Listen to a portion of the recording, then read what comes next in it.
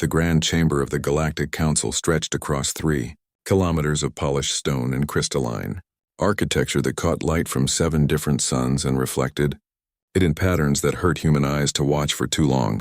73 species had gathered here today, representatives from every corner of the known galaxy, each seated according to their civilization's age and influence and military power. At the very edge of the amphitheater, in a seat reserved for the newest and least significant members, sat Ambassador Richard Cole of Earth, and he knew that what he was about to say would either save millions of lives or mark humanity as fools in the eyes of every advanced species in the galaxy. Richard adjusted his formal diplomatic uniform, the dark blue fabric feeling heavier than usual, under the weight of thousands of alien eyes that watched him with expressions ranging from curiosity to outright contempt. He had been preparing for this moment for 6 months, ever since the Zinthari Empire had made their intentions crystal clear in a series of increasingly aggressive communications. The insectoid species, one of the Council's founding members and a civilization that had conquered 17 star systems over the past 3,000 years, had declared Earth's solar system a strategic resource zone. Their mining fleets were already in transit, massive vessels designed to strip entire asteroid belts down to cosmic dust. And behind those mining ships came warships that could glass a planet from orbit. Prelate Zinth called the session to order, his crystalline voice echoing through translation matrices embedded in every seat, technology so advanced that it could render the most alien thoughts into comprehensible language. The chamber fell silent, or as silent as a gathering of 73 different species could become, with the constant background noise of breathing apparatus and environmental suits and the occasional chirp or growl from species whose biology demanded regular vocalization. The chair recognizes the human delegation, announced Prelate Zinth, and though his species had no concept of mockery in the way humans understood it, Richard detected something dismissive in the way the words were translated. Richard stood slowly, his heart pounding against his ribs in a rhythm that felt too fast and too loud.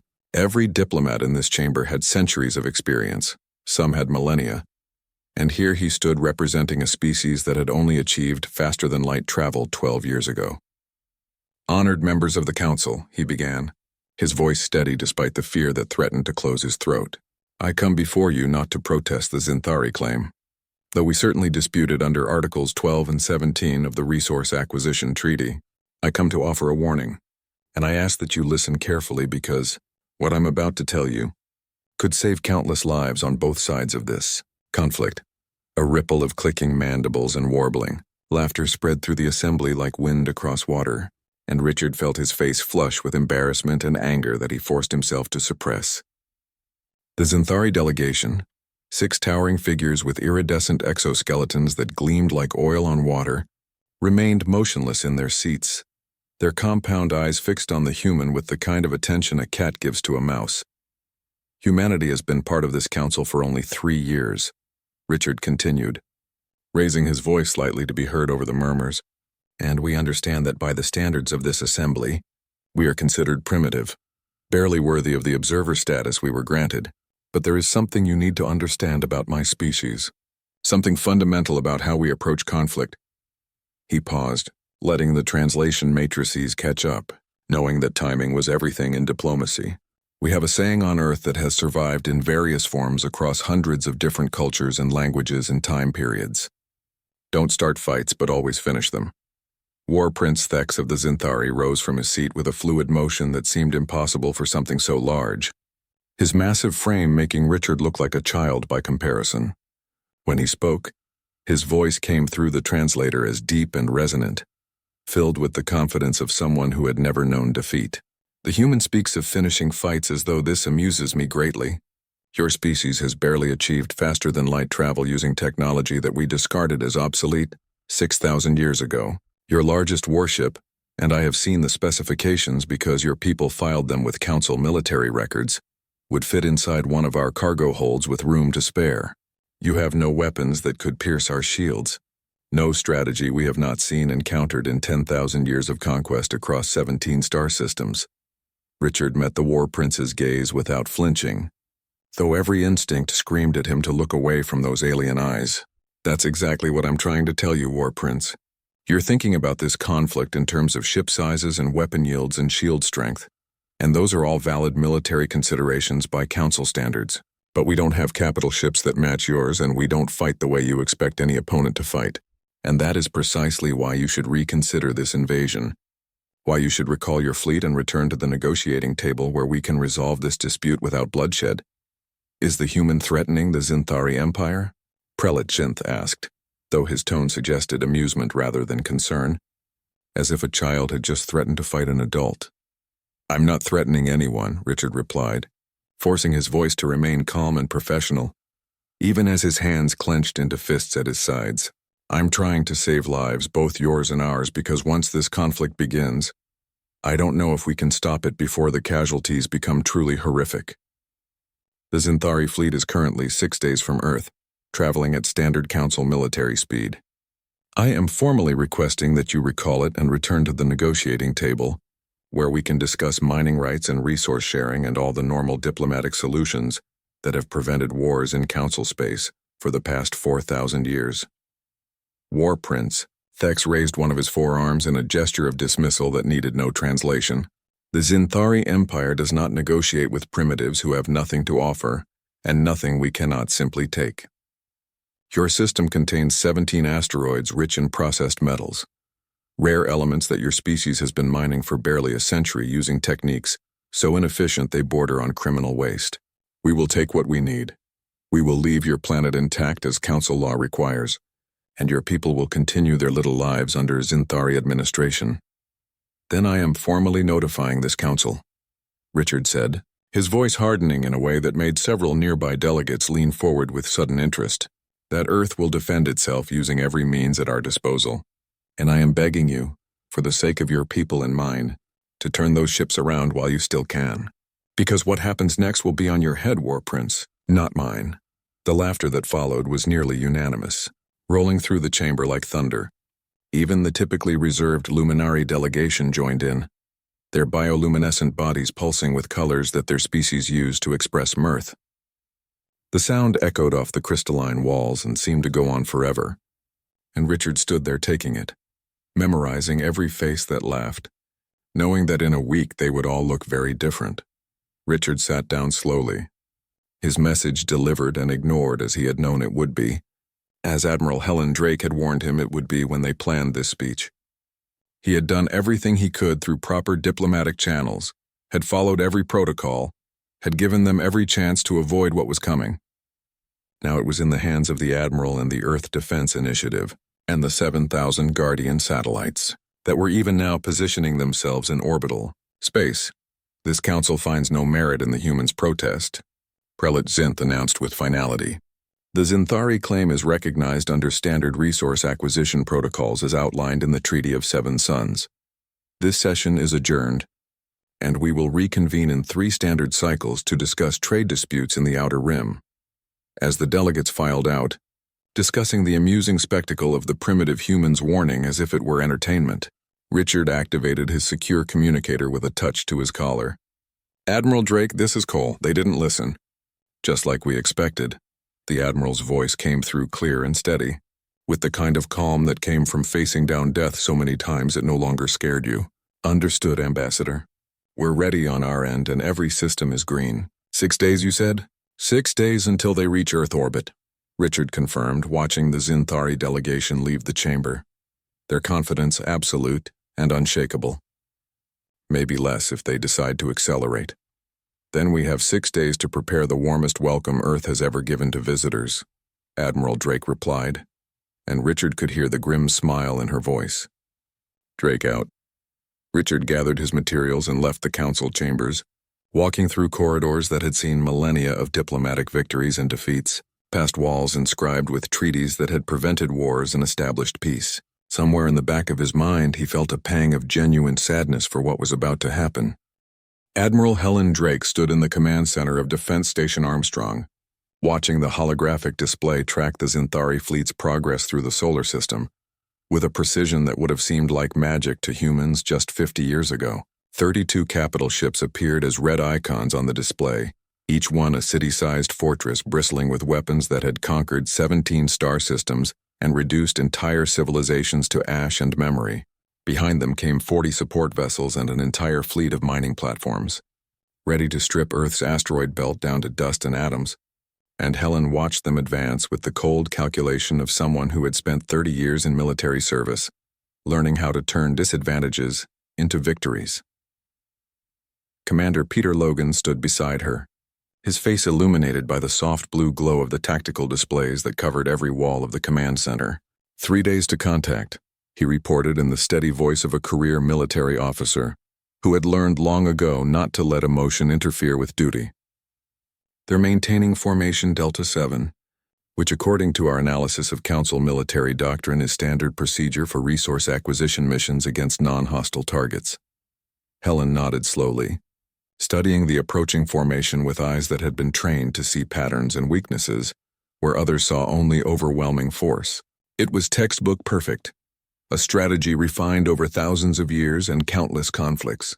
With heavy battleships arranged in a protective sphere, lighter cruisers positioned on the flanks to intercept any counterattack, and support vessels tucked safely in the middle where enemy fire would have to penetrate multiple layers of defense to reach them. Against any conventional fleet that fought by Council rules, it would be nearly unbeatable, a formation that had crushed resistance on dozens of worlds. Status on the Guardian satellites? Helen asked, though she already knew the answer because she had personally checked the system 6 times in the past 12 hours.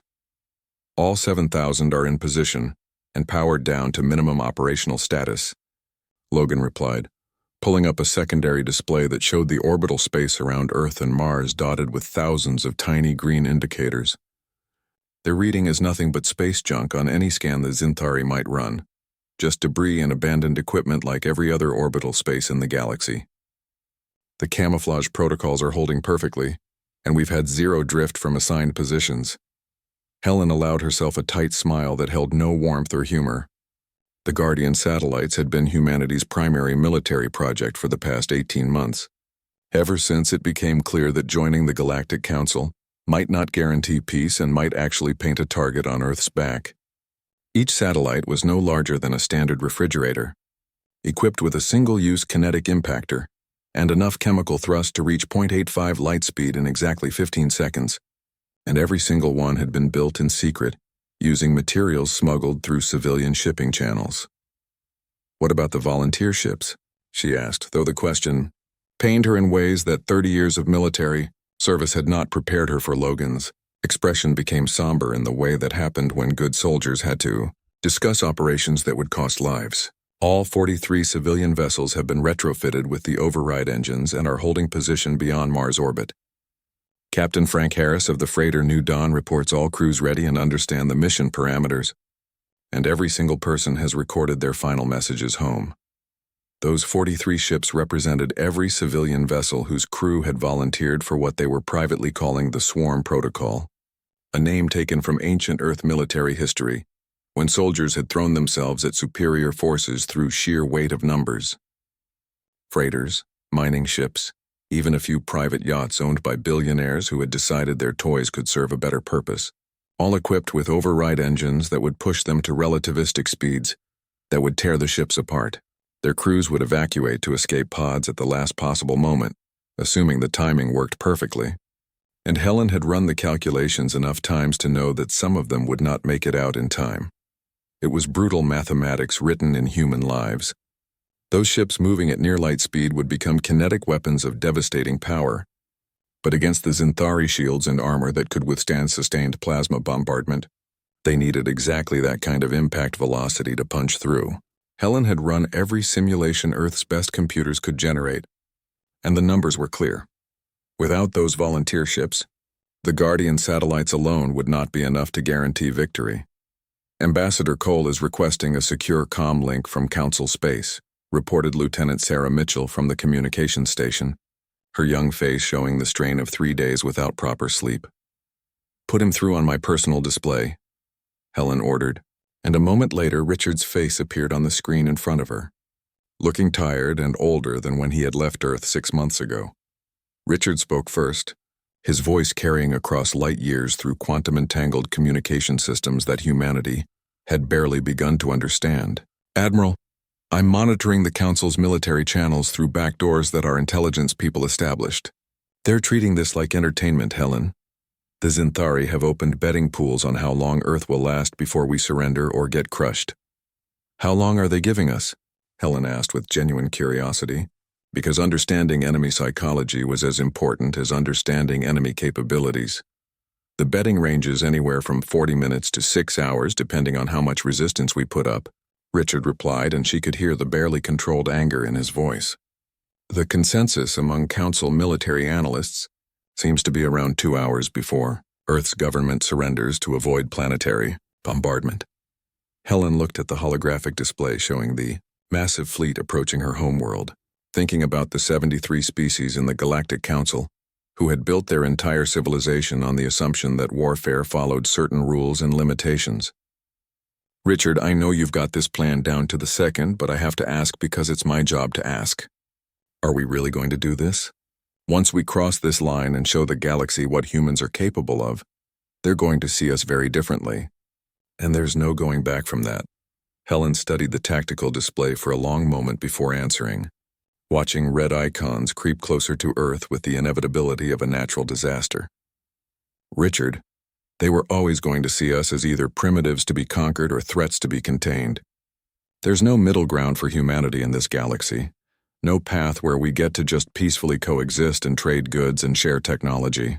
We either accept being conquered piecemeal by every species that decides we look weak, or we show them exactly why that's the worst mistake they could ever make. You delivered the warning through proper diplomatic channels. You gave them 6 days and 60 seconds to walk away. What happens next is their choice, not ours.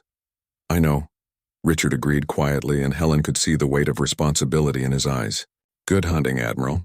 And Helen, when this is over, make sure we treat their survivors with respect. We're not monsters, even if they're going to call us that. The connection closed, and Helen turned back to her command staff. Looking at the men and women who had trained for this moment since Earth's first contact with alien life had gone from hopeful dream to complicated reality. These people had families and homes and lives they wanted to get back to, but they stood at their stations ready to do whatever was necessary, because that was what humans did when their home was threatened. All stations. This is Admiral Drake, she said, her voice carrying through the command center and out to every ship and platform in Earth's defensive network. In approximately 70 hours, the Zinthari Empire is going to learn something that every nation on Earth learned the hard way over thousands of years of warfare. You don't measure a military's capability by the size of its ships or the age of its technology, or the number of battles won. You measure it by the willingness to do whatever is necessary to protect home, to make the hard choices that civilized species won't make, to fight with every weapon and every trick and every desperate gamble available. She pulled up the tactical display showing the 7,000 Guardian satellites scattered throughout orbital space, the volunteer ships waiting beyond Mars, and the single defense station that was humanity's only conventional military asset. The Zinthari think this will be easy. They think we'll see their overwhelming force and surrender rather than face bombardment. They think we fight by the same rules as everyone else in the galaxy, with measured responses and opportunities for negotiation, and respect for the lives of enemy combatants. She paused, looking around at faces that showed determination mixed with fear. Let's teach them about human rules. Survival first, victory second. Honor and mercy when we can afford them, but never at the cost of extinction. Over the next 3 days, Helen watched the Zinthari fleet approach Earth with the patient attention of a hunter, watching prey walk into a carefully prepared trap. The Zinthari fleet emerged from faster-than-light travel in a perfect formation that would have made any military academy instructor proud, their massive warships casting shadows across Earth's moon that were visible from the planet's surface with basic telescopes. From the bridge of the flagship Emperor's Will, War Prince Thex surveyed the primitive world below with the satisfaction of someone who had conquered 17 star systems and never once faced serious resistance from species foolish enough to challenge. Zinthari military superiority scan. For military installations and defensive capabilities, he ordered his tactical officer, a younger Zinthari whose mandibles clicked with nervous efficiency. Scanning now, War Prince, the officer replied, his antennae twitching as data flowed through his neural interface directly into his consciousness. I'm detecting one orbital defense station at coordinate 77 Mark 12 with minimal weapons capability, probably just enough to handle pirates or small raiders. No planetary defense grid that I can detect. No fleet assets beyond a few dozen civilian craft scattered throughout the system. The officer paused, his compound eyes flickering with confusion. War prints. The sensors indicate they appear to have evacuated their major population centers. The thermal signatures from their cities are significantly reduced. Evacuated. Thex moved closer to the tactical display, his massive form making the deck plates groan under his weight. Interesting development. Perhaps they understand the futility of resistance and are preparing to surrender their system peacefully, which would save us considerable ammunition and time. War prints. Incoming transmission from the defense station, reported the communications officer from her position near the rear of the bridge. Let's hear what the humans have to say, Thex said, settling into his command throne that had been crafted from the hull of the first ship he had ever destroyed in combat. Perhaps they will beg for mercy, which I will grant if they cooperate fully with our mining operations. Admiral Drake's face appeared on the main view screen, her expression calm and professional in a way that reminded Thex of other species who had not yet realized they were beaten. War Prince Thex, this is Admiral Helen Drake of the Earth Defense Initiative. You are in violation of Earth's territorial sovereignty as recognized under Council law. I'm ordering you to withdraw your fleet immediately, or we will be forced to engage with every defensive capability at our disposal. Thex's mandibles clicked in amusement, a sound that his species used to express genuine humor at absurd situations. Admiral Drake, my fleet consists of 32 capital ships, each one capable of reducing your entire planet to molten slag within 6 hours of sustained bombardment. You have one defense station that my sensors indicate has no weapons capable of penetrating our shields, and no fleet worth mentioning. I strongly suggest you surrender immediately and order your people to cooperate fully with our mining operations. And in return, I will ensure your planet remains intact and your population unharmed. This is your final warning. War Prince, Helen replied, and something in her voice made Thex pause for just a moment. Withdraw your fleet now while you still have the chance. Or what, Admiral? Thex asked with genuine curiosity about what threat this primitive species thought they could possibly make. What exactly do you think you can do against the might of the Zinthari Empire? We defend ourselves, Helen said simply, and then the transmission ended before Thex could respond. Thex looked at his tactical officer with something approaching confusion. Prepare bombardment of their defense station with minimal force. Let's make this quick and relatively painless so we can begin mining operations within the next standard cycle. I want those asteroids stripped and processed before the Council's next trade review. Weapons armed and targeting the defense station. War Prince, the tactical officer confirmed, his hands moving across holographic controls. Ready to fire on your command. What happened next occurred too fast for Zinthari sensors to process in real time, and later analysis would require quantum computers running for 3 days straight just to piece together the exact sequence of events. In the moment, it appeared to War Prince Thex as if his entire fleet simply ceased to exist in the span of a single heartbeat. From 7,000 different positions scattered throughout Earth's orbital space, the Guardian satellites activated simultaneously with computer-controlled precision that no biological crew could match. Each satellite used its single-use chemical thrusters to accelerate toward its designated target at 0.85 light speed, becoming relativistic kinetic impactors that carried more destructive force than most conventional weapons. The physics were simple but absolutely devastating. Mass times velocity squared meant that even a refrigerator-sized object moving at near light speed carried the kinetic energy of multiple nuclear weapons concentrated into a package, small enough to slip through point defense systems designed to stop much larger threats. The Zinthari shields, which had been designed and refined over 3,000 years to absorb directed energy weapons and deflect conventional missiles, might as well have been tissue paper. The first wave of Guardian satellites struck the flagship Emperor's Will at 17 different impact points spread across the hull, each one calculated by targeting computers to hit critical systems.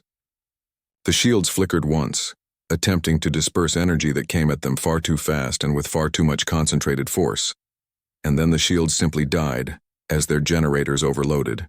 The impacts themselves occurred faster than the ship's structural integrity fields could possibly compensate, faster than emergency systems could activate. faster than anyone on board could even understand what was happening. The Emperor's Will, a vessel that had survived 3 major wars and countless smaller engagements over 600 years of service, disintegrated into its component atoms. The main reactor lost containment in the microseconds after the first impacts, and the resulting matter-antimatter explosion released enough energy to vaporize everything within 15 kilometers. 2 nearby cruisers that had been maintaining close formation died instantly in that explosion, their shields and armor meaningless against energies normally only seen in stellar cores. But the Guardian satellites didn't stop with the flagship, didn't pause to assess damage or wait for surrender signals. The artificial intelligence targeting system had calculated optimal impact points for every single ship in the Zinthari fleet during the 6 days it took them to reach Earth. Priority. Targets were the battleships and heavy cruisers that posed the greatest threat. Secondary targets were support vessels that might escape. Tertiary targets were the mining platforms, though those were assigned lower priority since they carried no weapons. A battleship called Conquest's Edge took 47 impacts in the span of exactly 3 seconds. Each impact timed to hit after the previous one had already compromised structural integrity. The ship's armor, which according to Zinthari engineering specifications could withstand sustained plasma bombardment for up to 6 hours, shattered like glass under diamond hammers. The battleship broke into 3 large pieces, each piece trailing atmosphere and debris and bodies into the void, tumbling through space in a slow-motion dance of destruction. The cruiser Swift Talon had a pilot who understood faster than most what was happening, and he attempted evasive maneuvers that would have been impressive against any conventional attack. But the Guardian satellites had been programmed with predictive algorithms based on 18 months of studying Council warfare doctrine and running millions of combat simulations. The cruiser dodged directly into the path of a second wave of impactors that had been positioned specifically to cover that exact escape vector. Swift Talon exploded so violently that the shockwave damaged 2 other ships in the formation, cracking their hulls and venting precious atmosphere. From the volunteer civilian ships positioned beyond Mars, Captain Frank Harris watched the beginning of the engagement through his freighter's sensors, with a mixture of horror and pride. "All volunteer ships, this is New Dawn Actual. The Admiral has given us the signal.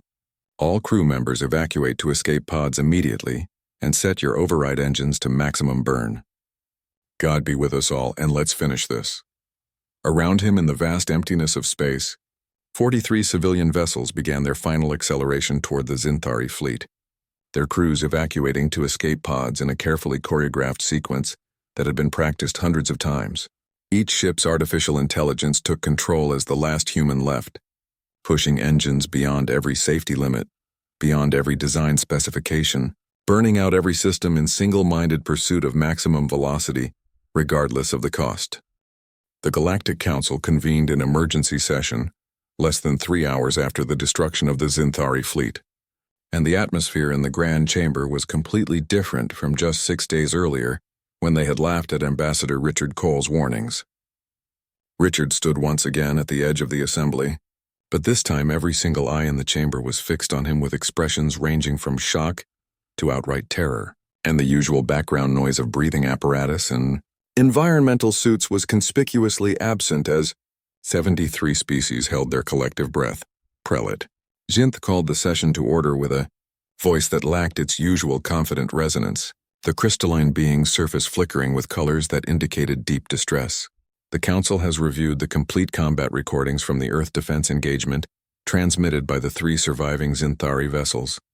War Prince Thex and his entire command staff are confirmed dead, along with all crew members of 29 capital ships, 32 capital ships destroyed completely, 40 support vessels destroyed or disabled beyond repair. Estimated casualties exceed 90,000 Zinthari military personnel. A low murmur ran through the assembly like wind through trees, a sound composed of a dozen different species all expressing the same emotion: disbelief. 90,000 trained military personnel dead in the time it took to have a brief conversation. It was unprecedented in 4,000 years of recorded council warfare, and it violated every assumption that galactic civilization had built about how conflicts were supposed to proceed. The human delegation will explain these actions to this council, Zinth continued, though his tone suggested it was more accusation than request. More demand than question.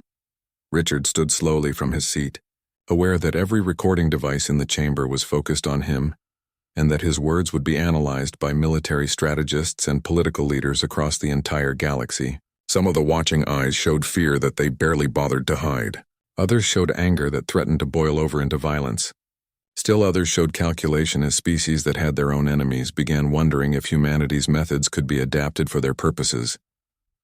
Honored members of the Council, Richard began, keeping his voice steady despite the tension that made his shoulders tight.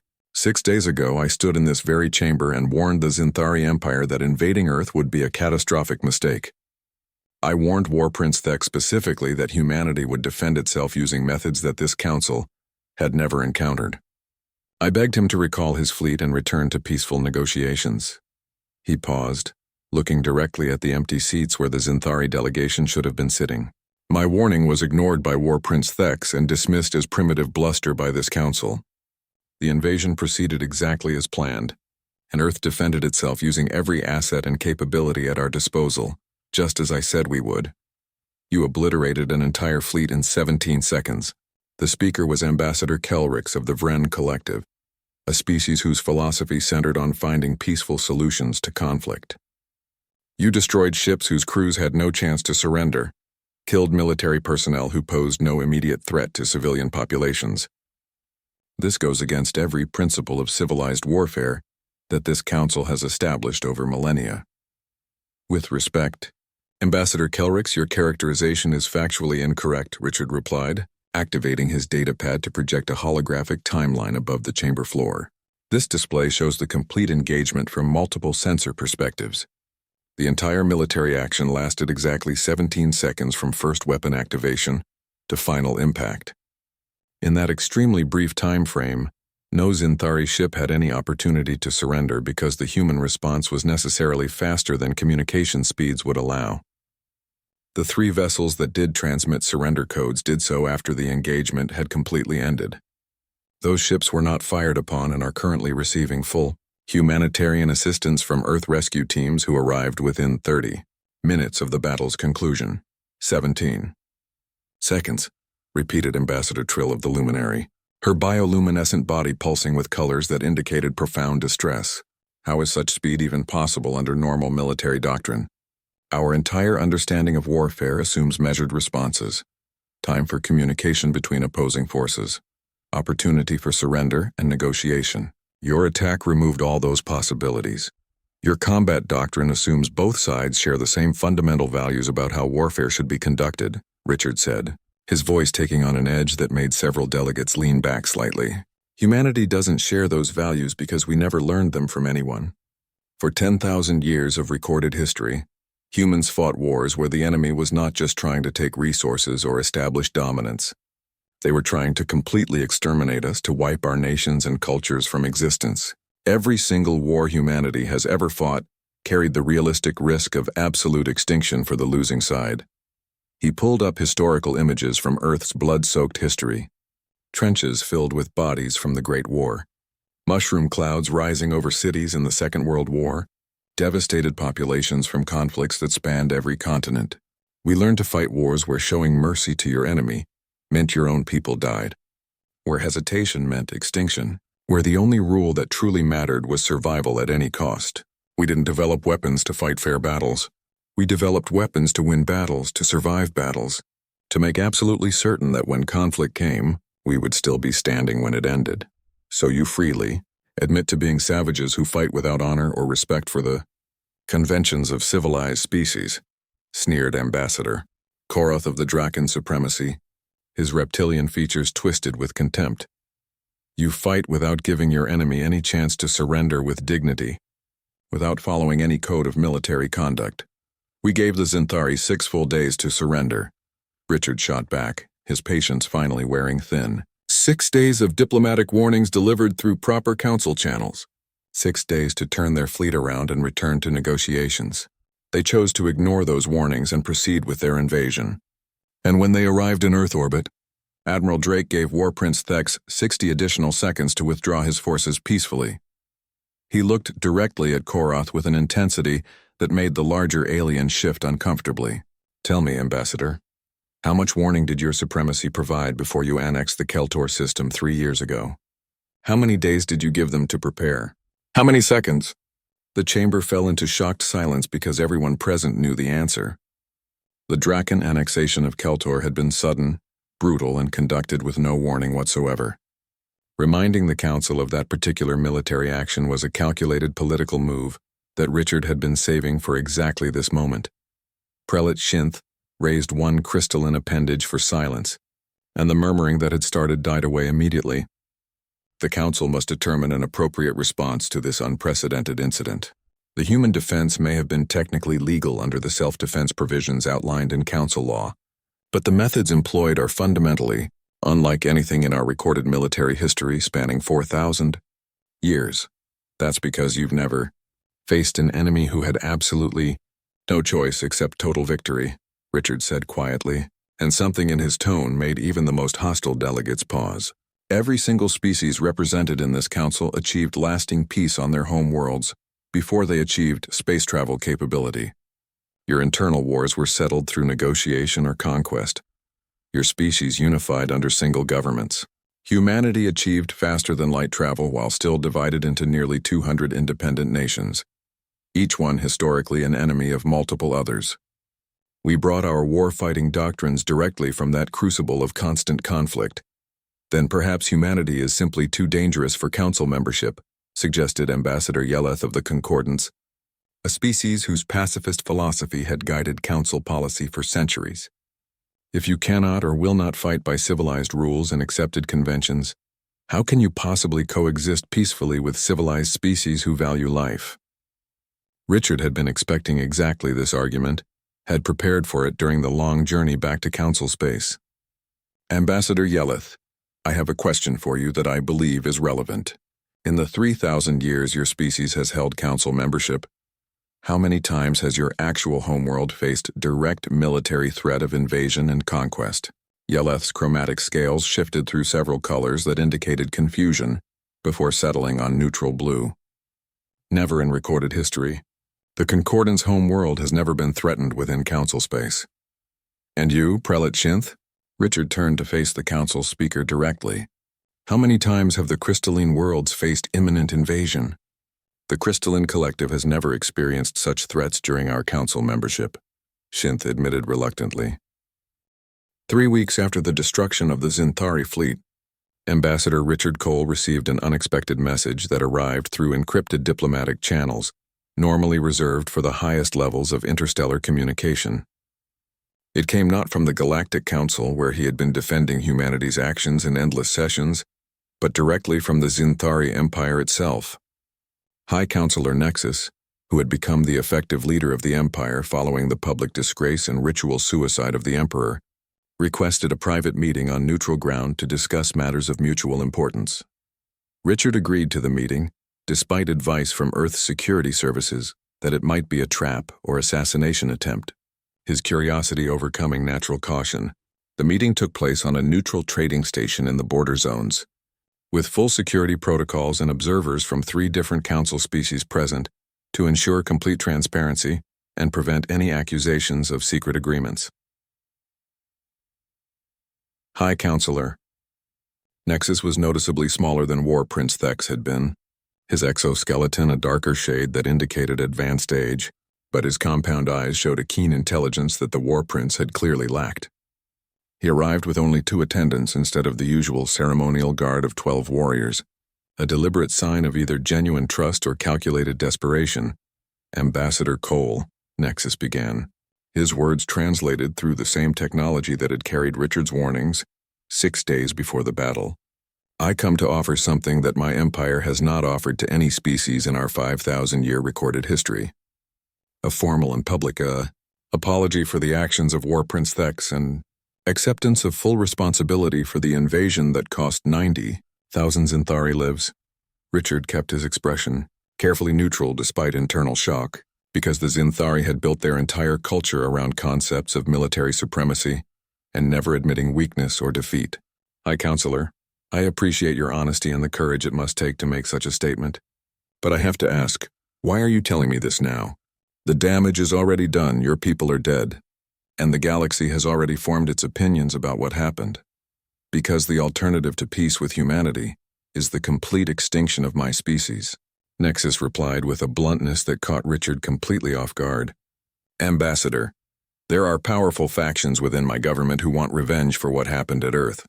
They want to assemble a fleet 10 times larger than the first one, incorporate every military innovation we possess, and return to your system to restore Zinthari honor through overwhelming force. The words hung in the air between them like a physical weight.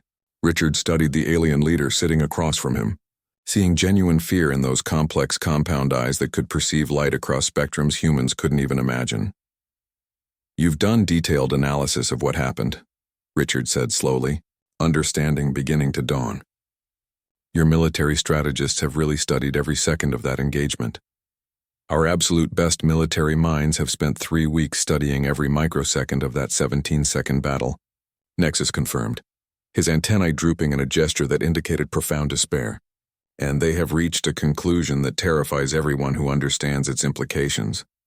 Ambassador, your species didn't deploy some revolutionary superweapon that we might eventually counter or some exotic technology beyond our understanding. You used relatively simple kinetic impactors and converted civilian vessels into weapons. The true genius was entirely in the tactical approach, the perfect timing, the absolute commitment to total warfare without any hesitation or mercy. And your analysts drew what conclusion from that observation? Richard asked, though he suspected he already knew the answer. That if we sent a fleet 10 times larger than the first one, the result would be fundamentally the same. Nexus said quietly, your people would find some way to destroy it, perhaps not in 17 seconds, but you would adapt and innovate and find a method we hadn't anticipated.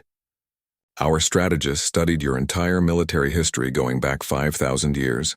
Every war your species has fought, every conflict between your various nations, and they found a consistent pattern that appears in every single engagement. When humanity faces genuine extinction-level threats, you don't surrender gracefully or accept defeat. You evolve faster than your enemy can adapt. You innovate beyond what seems possible. You win through sheer refusal to accept any other outcome. Richard thought about the countless desperate battles throughout human history, the impossible victories achieved through innovation and determination, the way humans had repeatedly turned certain defeat into unexpected triumph. So what exactly are you proposing, High Counselor? What does the Zinthari Empire want from Earth?